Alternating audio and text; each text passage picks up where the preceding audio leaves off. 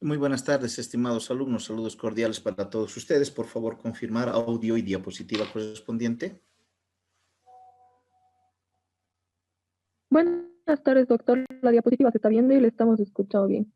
Muchas gracias, muy amable. Bueno, la anterior clase nosotros habíamos mencionado sobre la digestión de los hidratos de carbono.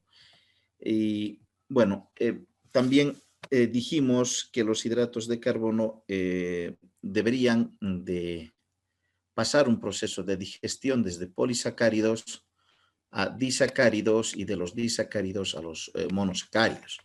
Y dentro de los monosacáridos más importantes estaba la glucosa, la galactosa y la fructosa. Estos tres habíamos mencionado que provenían de la lactosa, de la sacarosa y de la maltosa, que eran disacáridos. Habíamos hecho una mención especial como un monosacárido al sorbitol. Este sorbitol ustedes tenían que investigar cuál era la diferencia en relación a estos tres monosacáridos y por qué no los mencionamos mucho en lo que concierne a la homeostasis del cuerpo. A ver, ¿quién ha podido investigar algo sobre el sorbitol?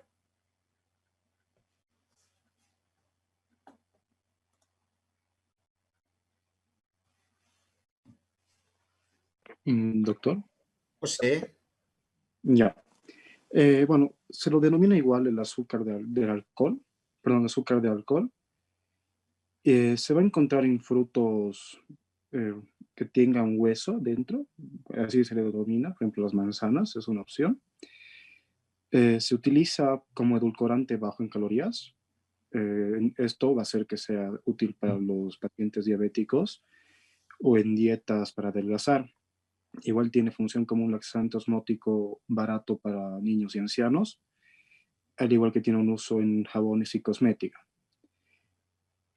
Su absorción se va a dar de dos formas, una con el GLUT5, y esto le da un parecido con la fructosa, porque la fructosa igual va a utilizar esto. Y aparte va a ser absorbida por los enterocitos eh, como por difusión pasiva, es decir, no va a utilizar un cotransportador como el GLUT5.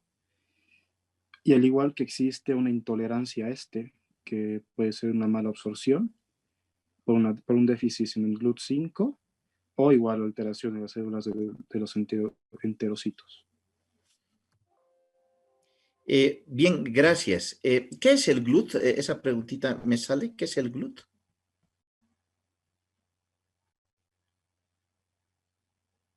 Un cotransportador. Correcto, entonces estamos hablando de cotransportadores. ¿Se acuerdan ustedes perfectamente que existen cotransportadores? Hemos visto en un caso de la diabetes, ¿no es verdad?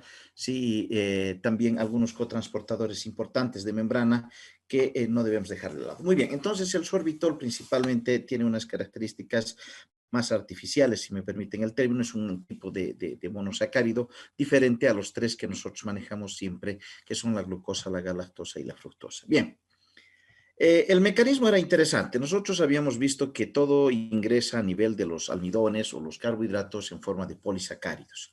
Estos polisacáridos inmediatamente entonces eran atacados por dos tipos de amilasas, la amilasa salival y la amilasa pancreática. Tanto la amilasa salival como la amilasa pancreática, que cumplen las funciones de enzimas, pues justamente, ¿qué hacían? Escindían, ¿no? Escindían los polisacáridos y transformarlos en disacáridos. Estos disacáridos, como eran entonces los tres componentes esenciales, ¿qué hacían? Estos disacáridos se dirigían inmediatamente hasta la membrana del enterocito. El enterocito lo que hacía, o lo que tenía en su membrana, justamente tenía un borde en cepillo. Este borde en cepillo eh, le caracterizaba principalmente por tener en su interior disacaridasas de membrana, por eso se llama, porque se encuentra en la membrana. Estas disacaridasas de membrana, pues todo lo que termina en asas, ¿qué entienden ustedes? Todo lo que termina en asa, ¿qué es para nosotros? Una enzima. Encima, Y todo doctor. lo que es enzima, entonces degrada, escinde algo. Entonces, estas disacaridasas, ¿qué escindían? Los disacáridos. ¿De acuerdo? Bien. ¿Y para qué o en qué van a convertir aquí en la membrana de borde de cepillo del enterocito? Pues las disacaridasas van a convertir a los disacáridos en monosacáridos, importantes para que entren recién al enterocito. O sea, no pueden entrar al enterocito disacáridos, tienen que entrar monosacáridos. Entonces, ¿quién es el encargado? El encargado son las disacaridasas que se encuentran en el borde de cepillo del enterocito, ¿vale? Las disacaridasas llevan el mismo nombre de los disacáridos. Me dejo entender. De la lactosa, ¿cuál será su disacaridasa? La lactasa. De la sacarosa, la sacarasa, y de la maltosa, la maltasa, ¿no es verdad? Entonces, esos tres disacáridos se encuentran en el borde cepillo de nuestro enterocito. Y bien, entonces tenemos acá nuestra célula intestinal, nuestro enterocito, donde vemos justamente que una vez que se han transformado gracias a las disacaridasas, hemos podido tener ya a la glucosa, a la galactosa y a la fructuosa como nuestros monosacáridos importantes, ¿sí? Entonces ellos ahora sí pueden ingresar al enterocito. ¿Cómo ingresan al enterocito? Pues su compañero José ha sido muy claro y dijo, nosotros necesitamos tener un transporte. ¿Sí? Este transporte va a estar dado por diferentes cotransportadores, como él ha nombrado, el GLUT. Los GLUT son muy importantes, cotransportadores, pero no nos olvidemos también que aparte la glucosa, por ejemplo, tenía un cotransportador natural. ¿Cuál era su cotransportador natural? Pues era el sodio. ¿Se acuerdan ustedes? Ya habíamos visto en transporte de membrana que el sodio y la glucosa, pues el sodio ayudaba a ingresar a la glucosa al interior de la célula. Es un aspecto fundamental. Otro, la galactosa, que también es otro monosacárido, pues cumple casi similar función a nivel de la introducción de transporte activo secundario gracias al sodio a nivel del interior de la célula epitelial intestinal. En cambio, la fructosa no utiliza el sodio, ¿sí? No utiliza el sodio, sino directamente por difusión facilitada ingresa la fructosa al interior de la célula. De tal manera que estos tres monosacáridos ya han ingresado a la célula y de la célula del enterocito, la glucosa, la galactosa y la fructosa, por difusión facilitada pasan al sistema porta hepático y se dirigen al hígado y del hígado a todo el torrente sanguíneo. Entonces, esos son los pasos importantes de introducción de los componentes esenciales monosacáridos para su asimilación en todo el cuerpo. Obviamente, de estos tres monosacáridos, el más importante es la glucosa, ¿no? Eso ya hemos visto. Aparte, vamos a ver en páncreas endocrino un poco sobre también la acción de la glucosa y de su función esencial. Bien, y del hígado, hemos dicho, pasa a la circulación general, etcétera, etcétera. Bien. Entonces, si se dan cuenta, todo empieza a partir de la amilasa salival, ¿no? La amilasa salival, hemos dicho de que ya empieza la digestión de los carbohidratos o de los almidones, pero en poca cuantía, no es un porcentaje muy elevado la acción de la amilasa. Entonces, lo que pasa es de que recién la amilasa pancreática, que está acá, que les estoy marcando en círculo, por favor, confírmeme si se marcan los círculos que estamos mostrando en el diagrama. Sí, doctor, se está viendo. Ya, muchas gracias. Entonces, es ahí donde ya actúa todas las dos amilasas, ¿no es verdad? Muy bien. Ahora, ¿qué es lo que pasa? Una vez que ya tenemos los disacáridos, ya se han transformado los polisacáridos en disacáridos, es decir, la maltosa, la sacarosa y la lactosa, ¿sí? Estos tres, pues ahora tienen, antes de entrar a la membrana del eritrocito que está acá, ¿sí? Antes de entrar ahí, entonces deben ser, hemos dicho, atacadas o deben ser en este caso degradadas por las tres disacaridasas, la maltasa, la sacarasa y la lactasa, ¿sí? Para cada uno de estos tres componentes, para transformarlos en glucosa, fructuosa y galactosa, como están viendo en la imagen. En la imagen es sumamente elocuente. Si nosotros vamos a aplicar un poco la la acción y clínica, pues ustedes han escuchado hablar y a ver quién me dice, ¿qué es ser intolerante a la lactosa?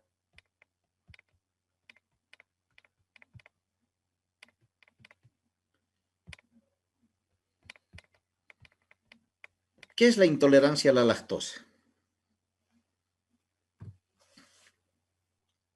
¿Alguien sabe? Doctor, el no poder digerir bien el azúcar de los productos que contienen lácteos, o sea, de los lácteos. De los lácteos.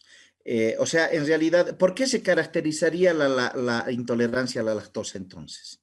¿Qué faltaría? ¿Qué no existiría? Por deficiencia de la A enzima lactasa, lactasa, ¿no, doctor? doctor. Ya, entonces no tendría que haber lactasa. O sea, es una alteración en que no tendríamos la enzima lactasa. ¿Sí? Bien. ¿Alguien de ustedes me puede decir cuál es la sintomatología o qué es lo que ocurre con una persona que consume lácteos y es intolerante a la lactosa? ¿Qué problemas tiene? Se le hincha el estómago, doctor. Ya, se le hincha el estómago, puede ser, uno Diarrea, ya. doctor. ¿Qué, perdón? Presenta diarrea, doctor. Diarrea, ya, diarrea, sí, sí, sí, diarrea, se le hincha el estómago, ¿qué más? Flatulencia, doctor. Sí, sí, sí, flatulencias, gases, ¿no? Entonces, es un aspecto muy incómodo, es una alteración que realmente presenta mucha incomodidad y donde justamente se presenta no existe la enzima lactasa, entonces no se puede, en este caso, escindir a la lactosa, que es un disacárido, en monosacáridos. Pero ahora les pregunto, ¿por qué se puede presentar diarrea, flatulencias y dolores espasmódicos a nivel estomacal?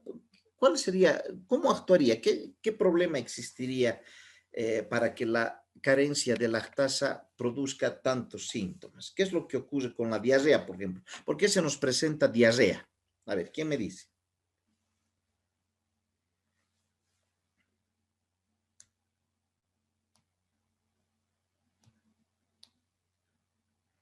¿Alguien que tenga idea?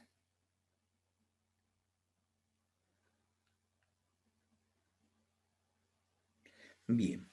Entonces, hasta acá tenemos ya más o menos una relación de la digestión de de los disacáridos a monosacáridos.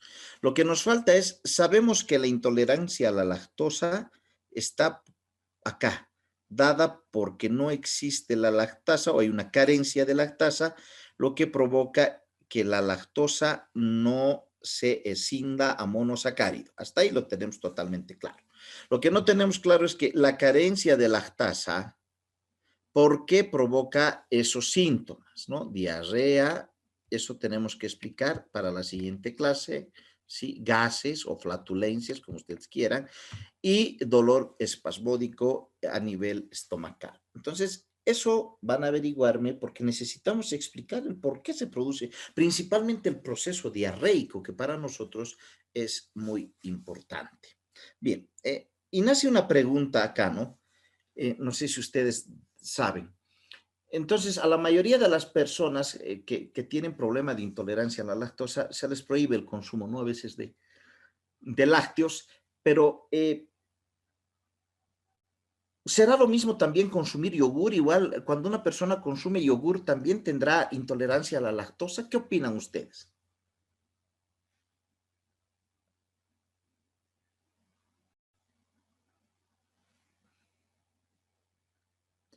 O sea, les pregunto, si cuando una persona consume yogur, también tendrá la misma sintomatología que la intolerancia a la lactosa, porque no nos olvidemos que el yogur también es un producto lácteo, ¿no es verdad?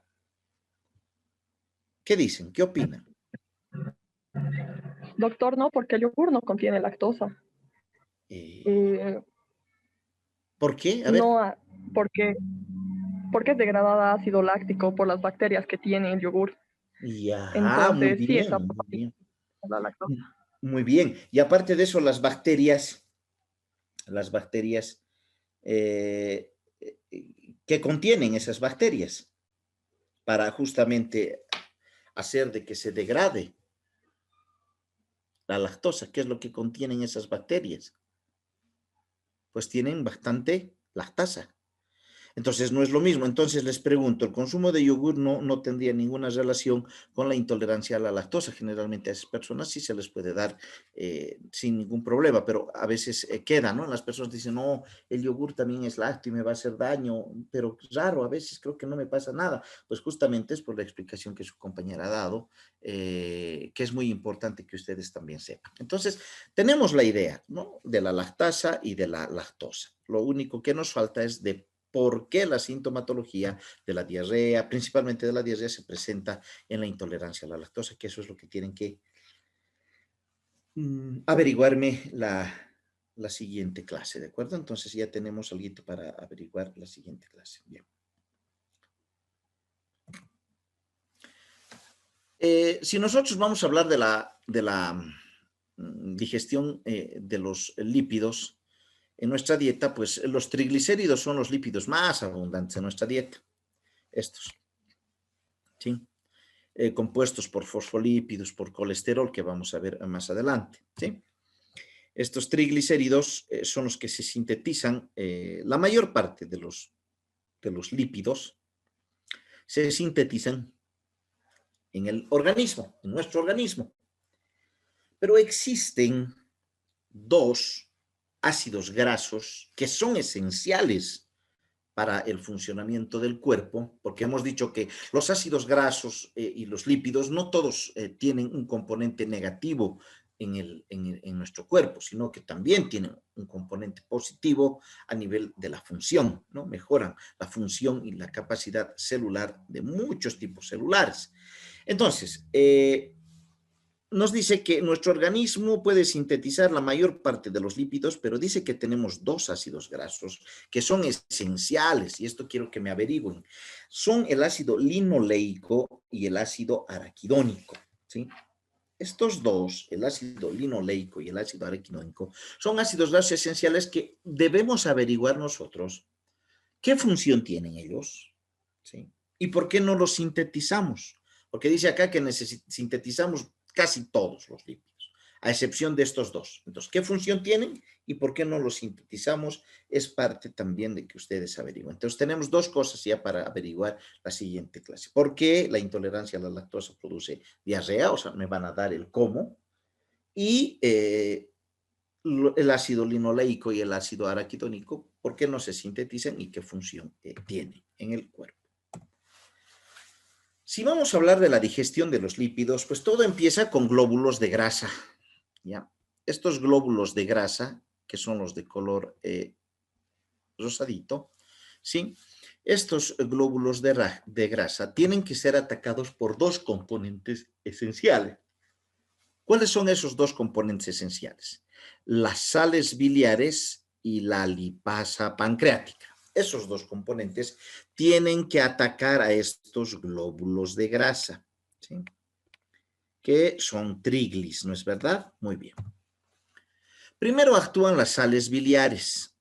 Las sales biliares actúan adheriéndose a la membrana del glóbulo de grasa, como están viendo acá, ¿sí?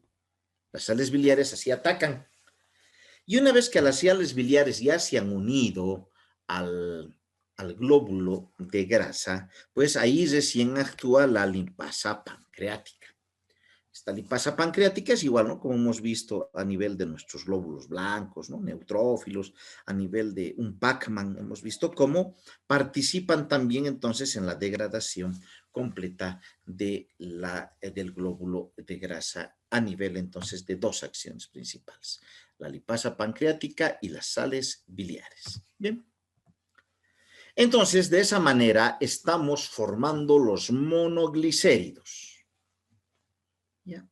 Estos monoglicéridos ya es un componente menor a los triglicéridos y también a los ácidos grasos. Estos dos componentes se van a formar, ¿sí?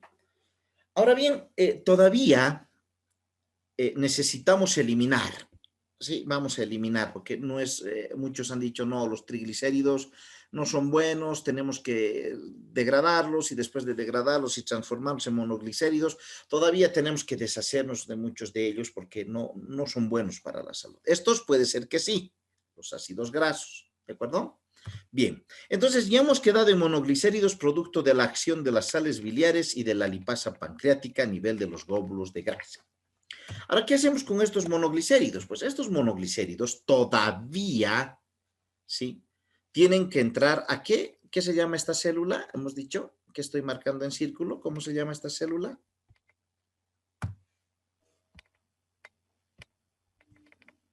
¿Cómo se llama? Enterocito. Al enterocito. Tiene que entrar al enterocito. Entonces, ahora bien, esto que está de color blanco y de color rosado son justamente, el blanco es el monoglicérido que ha sido producto de la acción de la lipasa y de las sales biliares a nivel de los glóbulos de grasa, pues hemos quedado con monoglicérido. Ahora, este monoglicérido, ¿sí?, es de color blanco y no puede entrar por sí solo a la membrana del enterocito, no puede. Entonces necesita de alguien. ¿Quién es ese alguien? Las sales biliares. ¿Se acuerdan que nuestras sales biliares eran sumamente importantes para nosotros debido a que estas sales biliares lo que hacen es formar micelas? ¿Sí? ¿Qué son las micelas? Pues fíjense ustedes, es la unión, ¿no?, entre un monoglicérido y una sal biliar. Monoglicérido, sal biliar, monoglicérido, sal biliar. Entonces se empiezan a formar una conjunción de estos dos componentes esenciales, monoglicérido y sal biliar, para que de esta manera puedan penetrar el borde en cepillo del enterocito e ingresar al interior de la célula. Bien, entonces pasamos a esta siguiente imagen y vemos de que esta era la micela. Esta era la micela, está a punto de entrar al enterocito, ingresa al enterocito, ¿sí?, por difusión, ¿vale? Y de esta manera, estos van a adquirir una cubierta proteica, que están viendo acá de color verde, ¿sí? Adquieren una cubierta proteica y por exocitosis no pasa al torrente sanguíneo, sino directamente pasa al linfático. ¿Qué función? A ver, ustedes díganme, ¿qué función tiene el linfático?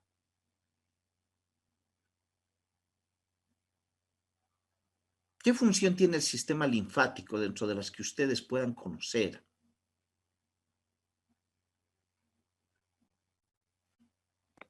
De drenado, doctor, y de transporte Drenado. del sistema inmune. Ya, drenado, muy bien, ya puede ser, ¿no? Inclusive recoge las proteínas que posiblemente se hayan filtrado y las proteínas son buenas, sí, y las tiene que llevar nuevamente al torrente sanguíneo, muy bien, ya puede ser una. Otra función del linfático. Mantener los líquidos corporales en equilibrio, doctor.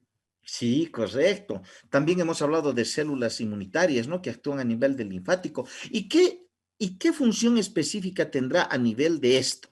Que son nuestros kilomicrones. ¿Saben lo que es un kilomicrón? Han debido llevar en histología que es un kilomicrón, son gotitas, pequeñas gotitas de grasa. Entonces, ¿qué hará el linfático con estas gotas de grasa que han pasado ya del enterocito al linfático? ¿Qué hará este linfático?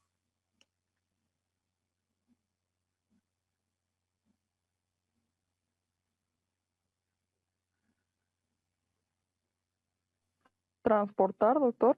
¿A dónde? ¿A dónde vamos a transportar?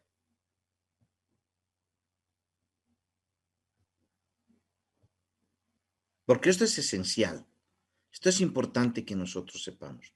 Porque imagínense, solo les pregunto, ¿qué pasaría si este kilomicrón pasaría al torrente sanguíneo y no al linfático? ¿Qué pasaría si pasaría al torrente sanguíneo?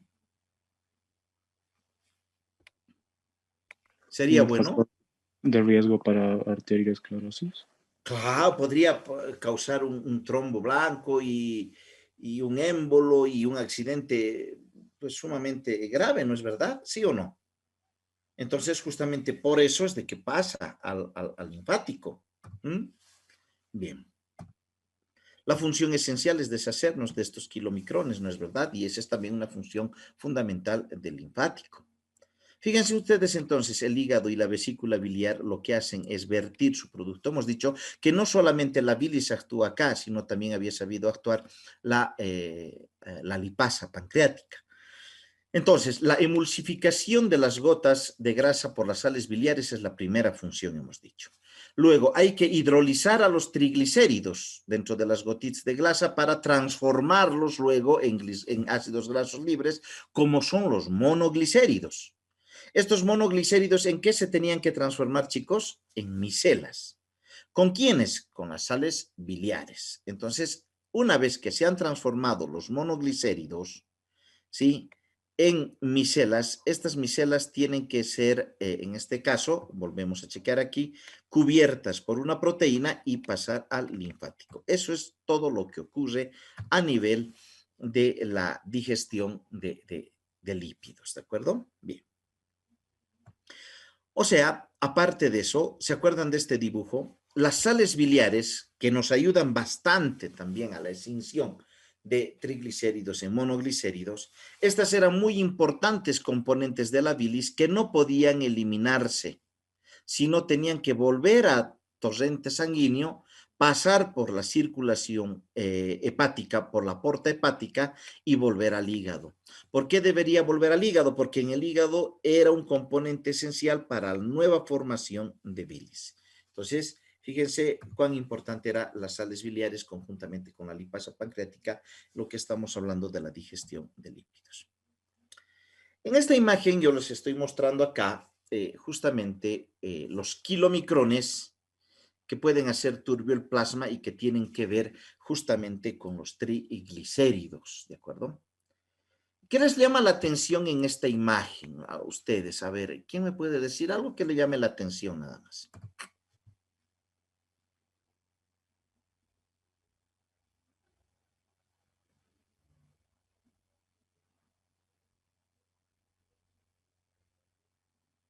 ¿No existe diferencia? Los colores que El presenta, color. doctor. Color, sí, bueno, el color. ¿Podríamos hablar de turbidez, por favor? Sí. Acá estamos viendo de que el exceso de triglicéridos que justamente habíamos hablado sobre que tiene directa relación con las gotitas de grasa y demás, pues los kilomicrones hacen turbio este plasma. Fíjense, a diferencia, ¿no? Yendo de izquierda a derecha, vemos cómo el plasma se hace cada vez más turbio, ¿sí? Y esto justamente es por la presencia de triglicéridos unidos obviamente a las proteínas, ¿se acuerdan? Sí. Y entonces estos kilomicrones van a causar turbidez del plasma. Si nosotros vemos de izquierda a derecha, vemos por ejemplo que en esta imagen checamos de que es un plasma translúcido, pues correcto, con un valor, esto jamás en su vida deben olvidarse. El valor normal es menos de 150 miligramos por decilitro, ¿sí? Esto, cuidado, no es 450, es menos, ¿no? Entonces, menos de 150 miligramos por decilitro es el valor normal, ¿sí?, de triglicéridos, ¿sí? Ahora vemos en el segundo que ya se está haciendo más turbio con valores de 150 a 199. El tercero, ya más turbio, con valores de 200 a 499 miligramos por decilitro. Y fíjense ¿no? Que realmente ya es muy turbio el plasma, donde estamos checando que tiene 500 miligramos, mayor a 500 miligramos por decilitro en valor del plasma. Ustedes jamás deben olvidarse primero que el valor normal no debe pasar los 150 miligramos por decilitro, si queremos checar. Ahora, obviamente, existen valores que han llegado, yo he visto en la consulta y demás, por encima de 1500 o hasta más, ¿no? Importante, ¿sí? Por decilitro. Esto es una locura, ¿no? Muchos, inclusive se hacen la burla, ¿no? Dicen, esto parece que ya tiene, la grasa tiene un poquito de sangre, dicen, ¿no? Al revés. Entonces, eso es ya un factor de riesgo. ¿Un factor de riesgo para qué, chicos? ¿Para qué sería un factor de riesgo si nosotros encontramos, inclusive ya acá, ¿no? Por encima de valores de 200 a 499 miligramos por decilitro, estos dos ya tenemos problemas. ¿Factor de riesgo para qué? Infarto, doctor. Claro, pues nos puede producir un infarto agudo de miocardio, ese es un problema serio, ¿no? Ahora, les pregunto, primero, se dice de que las personas con sobrepeso, pues de ley que tienen triglicéridos elevados. Las personas obesas, sobrepeso, tienen triglicéridos elevados. ¿Qué opinan ustedes? ¿Eso quiere decir de que las personas delgadas no tienen definitivamente triglicéridos elevados? ¿Qué opinan?